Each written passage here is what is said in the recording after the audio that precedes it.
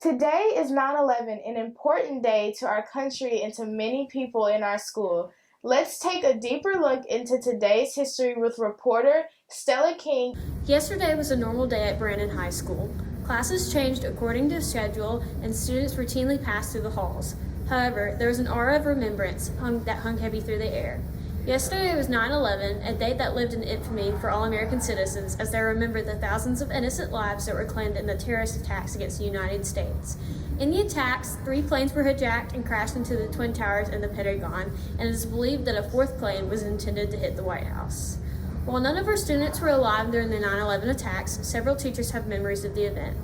Here to describe how 9/11 affected her is Chelsea Thomas, the library media specialist at Brandon High School.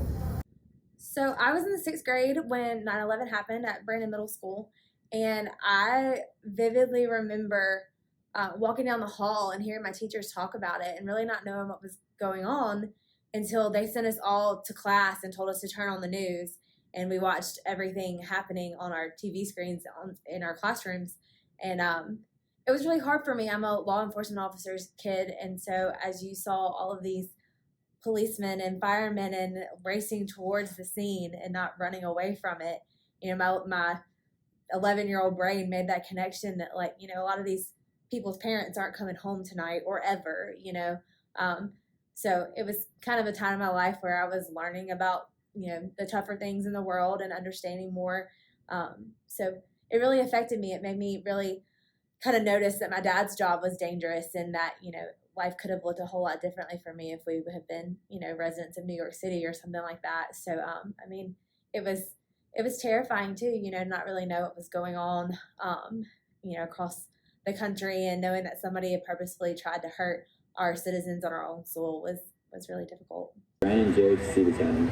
We ask before the playing of our national anthem that you will personally honor and respect every military member who has given his or her life, so you're able to enjoy the freedoms you live with in this country.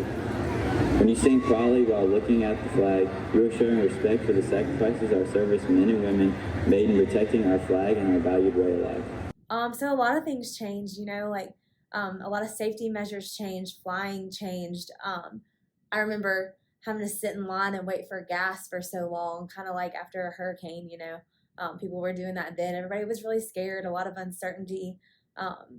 You know, the world really did look a whole lot different especially for Americans after that, because, that was only the second time we'd ever been attacked on American soil. So all the safety precautions for everything changed. Everything took a little longer to do, to get into places, that kind of thing.